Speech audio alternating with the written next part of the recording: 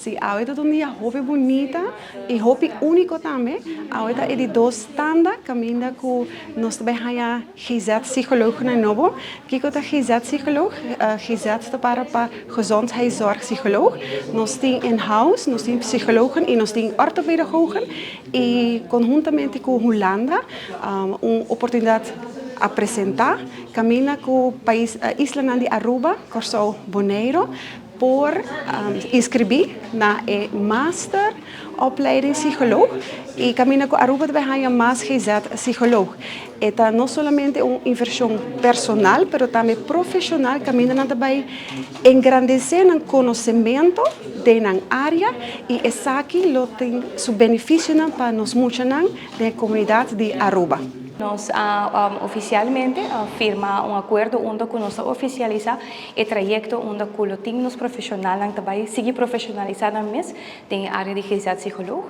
Essa aqui está em samenwerking com o Instituto Opsimia e acaba desenvolvimento com a Binta cá no seu caminho no último tempo e oficialmente nós será acordo onde oficializa com o Lantaruba também participa nessa aqui.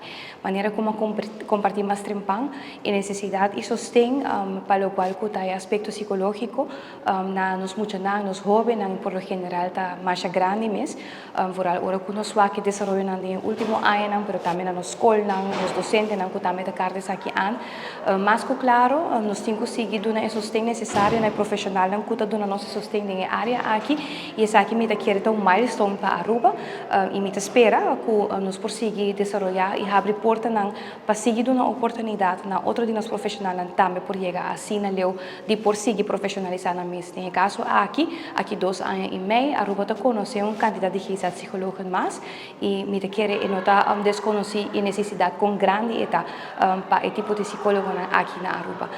Então, para bem, natureza que está participando do programa aqui, para bem também eigenlijk na Aruba, nós há com necessidade não queda hobby grande, isso aqui diz início, pero seguro que está carga sostém devido de parte de nós como governo de Aruba.